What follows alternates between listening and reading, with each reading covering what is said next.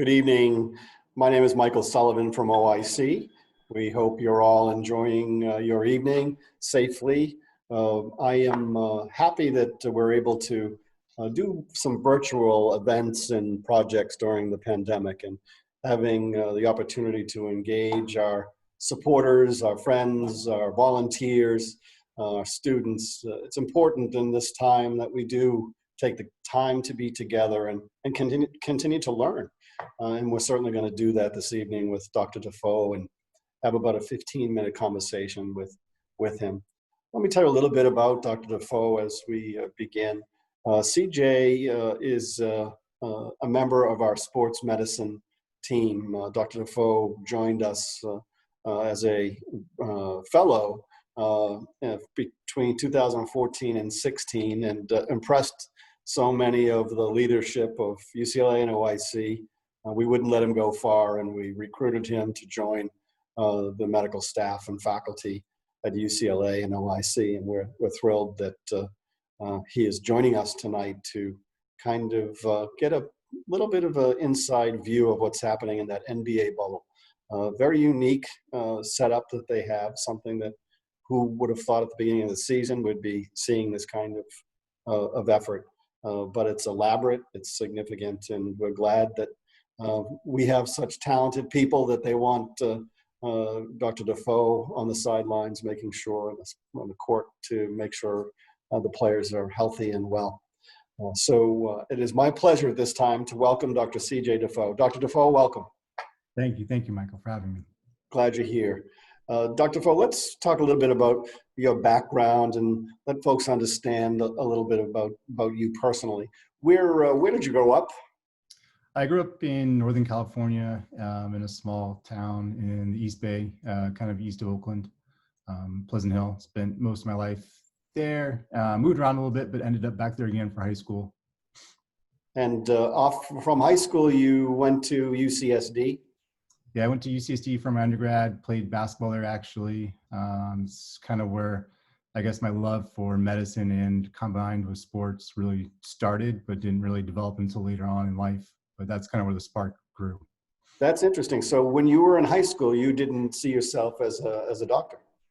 No, I always had an interest in science. I had an amazing physiology teacher my senior year of high school who got me kind of just my mind going in many directions about science, but it really wasn't until I got out of college and worked with some other physicians that I kind of knew that I wanted to be a doctor.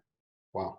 So after you finished your undergrad work, how long was it between undergrad and going to the Keck School at USC for your MD?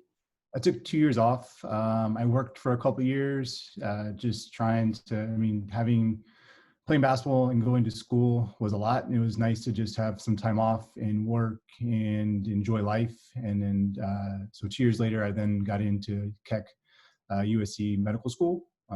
And had a great time working there.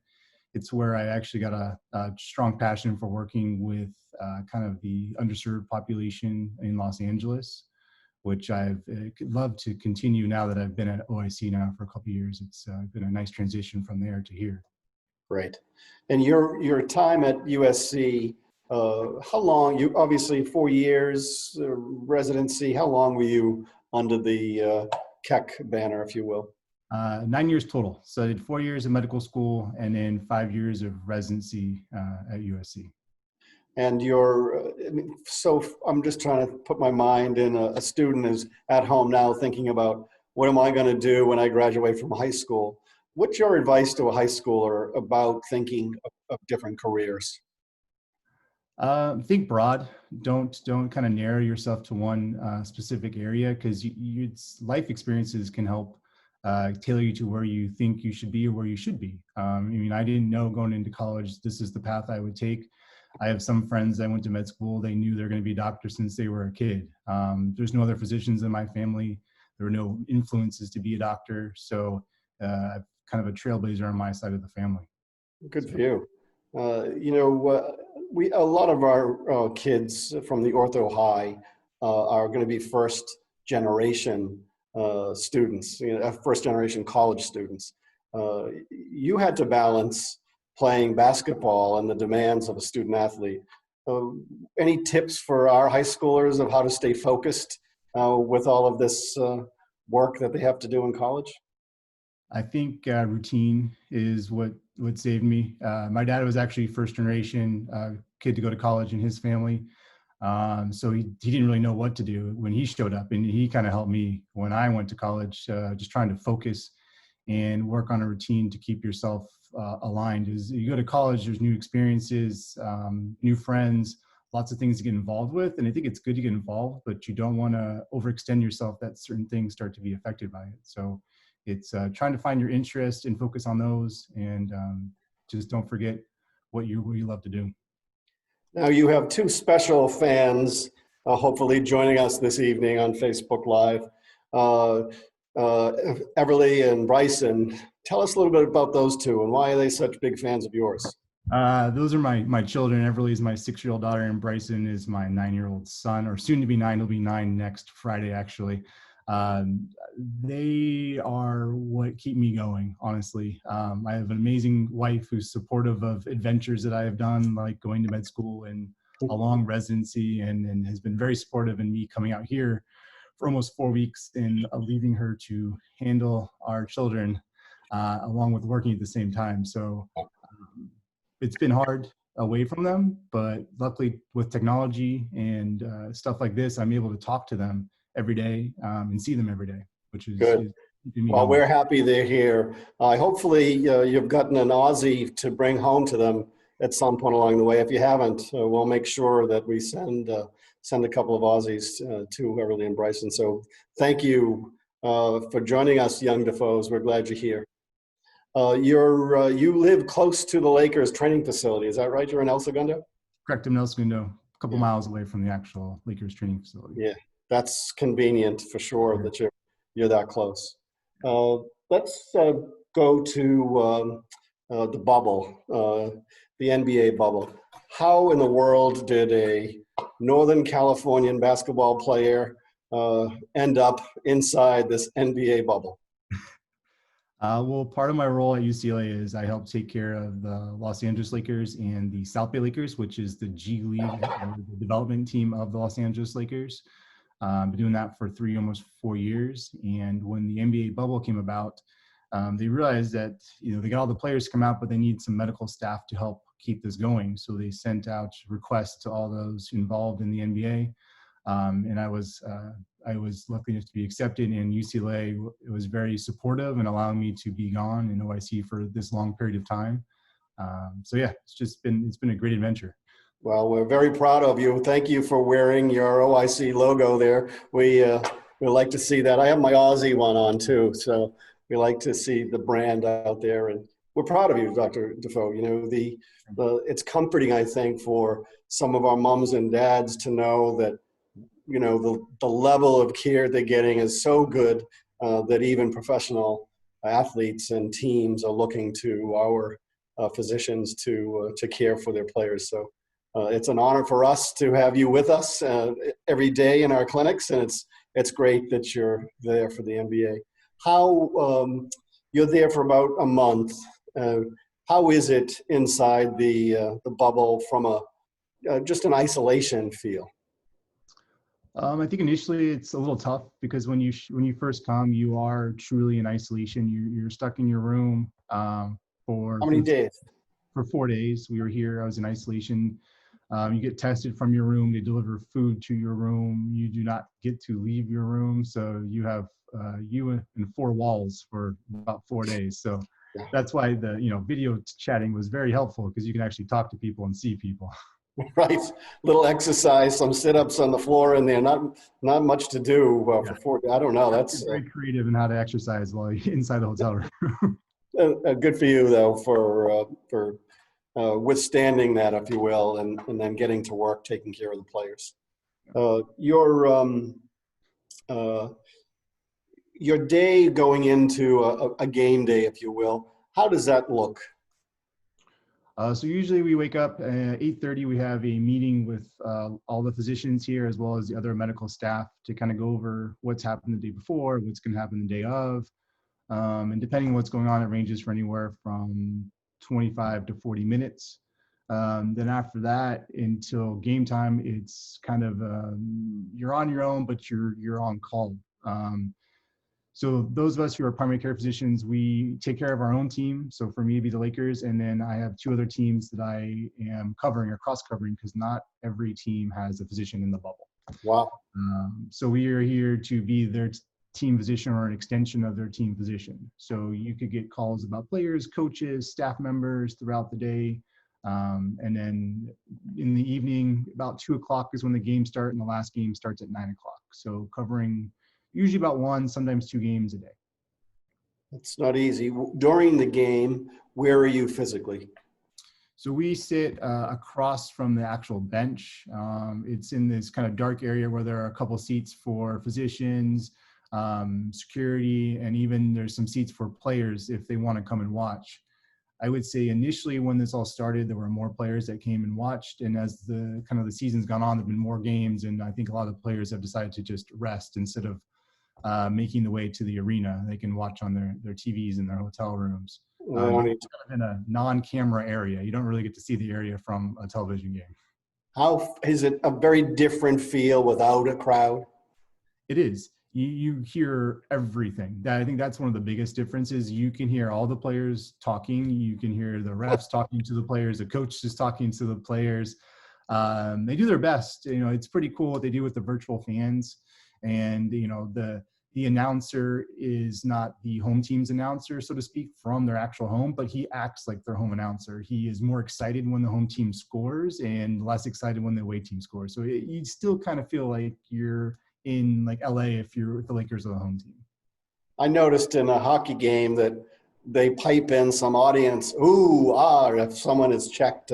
My Boston Bruins won in overtime today. I'm pleased to report, but I found that interesting that they were piping in some audience reactions. Are they doing that at the NBA? Yeah, you hear cheers when a play goes well. You know, I haven't heard too many boos, but I do enjoy watching the fans when the visitors are shooting free throws, the fans behind the basket are moving their arms around, trying to distract them, just like in a real game. It's fun. And it's, you know, from the audience perspective, it makes it a little bit more like it's a live experience. That's fun. Yeah. The precautions that the NBA is taking from testing. How does testing go? So every day, everyone wakes up and we have a special NBA health app that asks you COVID-specific questions or symptoms. You also have to use a Bluetooth thermometer that everyone gets and a Bluetooth machine that checks your oxygenation of your blood. And these get put into the app directly. And then everyone gets tested every single day.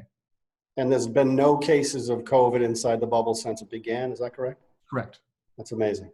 Yep. Before we go to audience questions, and I recommend anyone who has a question, go right into the comments sections and type in your question, and Mary Beth Perrine will make sure we ask the good doctor anything you'd like to hear. Before we go to those, doctor, I know you in your research work have done some work around athletes and depression. Being this isolated bubble, do you see, are you worried about or concerned about signs of depression because of that isolation? Definitely. Yeah, especially as the time goes on. I mean, I think the novelty is starting to wear off as far as, you know, it's nice, new and exciting in July. And as you start now, some of these players and staff have been here, you know, a month and a half away from family and loved ones. And they are isolated. They have each other, but they're not the normal outlets they use to, you know, release stress and help reduce anxiety and stuff. So I think it's one of the questions that's asked every day on the app is, would you like to speak with a mental health provider? Which, you know, I think is important. It's a way for them to say yes without feeling like they're on the spot. And there are mental health providers here willing to chat on phone, on the video, or even chat in person, take a walk. So I think the NBA is doing a great job of anticipating that and be able to handle anything that comes up in that perspective. That's wonderful. Okay, we're going to turn it over to Mary Beth Perrine, who is going to ask you a few questions from our good audience. Mary Beth, it's to you. Thank you. Question number 1, how has COVID-19 altered your treatment practices? I mean, I think a lot of us have changed in that, you know, if someone has any of those common symptoms of COVID, that's what we go to first. And in the bubble, we want to make sure that we isolate those with those symptoms, and then we further investigate to see if they have COVID. And if they don't, we think about more common things that can cause things like a sore throat or a runny nose or a fever. But it's, you know, number one is to make sure no one has COVID so it doesn't spread, because we know it's a very contagious virus. Good. Here's one. Hey, Dr. Duffaut, recent UCLA grad and aspiring physician here. I was wondering how you found your career in sports medicine, and what advice would you give to someone looking to sports medicine? What kinds of experience and residency experience led you to sports med? I think finding a very good mentor is key. That's what happened to me. When I was at USC, there was an allergy immunology attending whose husband was a sports medicine attending, and I was in a clinic with her and talking about what my interests were, and she said, "You should meet my husband." And that's kind of what got me into sports medicine. I really didn't know a lot about the specialty, but it made sense, just given my background of athletics and enjoyment of working with athletes. It was a perfect fit for me. So I think finding a good mentor and just finding ways to get involved in the medical field the best way you can, and just get your foot in the door. Great. Here's another question. How is treating players more challenging in the bubble?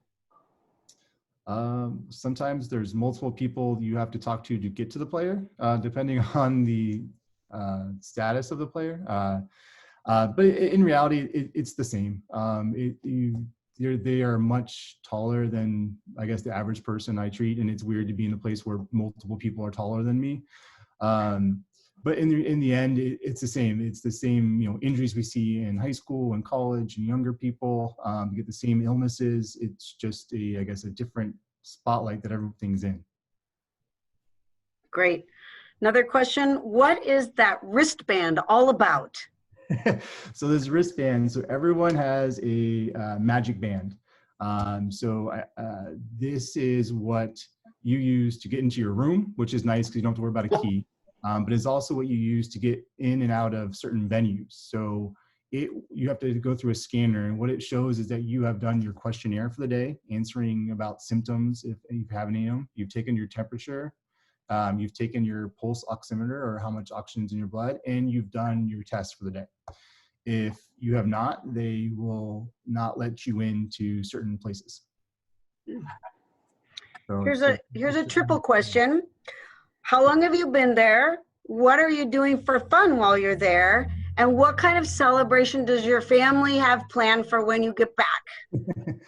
I have been here for about 2.5 weeks, and I have another week left, so 3.5 weeks total. For fun, initially when I was in quarantine and could not leave my room, I watched a couple of movies. I actually was watching a lot of the Marvel movies on the Disney Plus app, which was nice. Since I've been out, I've been trying to get out and exercise. It's what I use to relieve my stress and just help me kind of even my everything going on. So it's been a little bit of a challenge because it's a lot more warm and humid here than I'm used to. So the first run I went for, it didn't go as well as I wanted it to because it's really hot. Oh, adjust. Wow. And the last question, who came up with the name Bubble? That's a very good question. I do not know, but you know, Bubble will be used from now on in many ways that it wasn't used before because of this. Well, we're thrilled that you allowed us to burst that bubble and come inside and bring our donors and students and colleagues in to hear directly from you, Dr. Duffaut.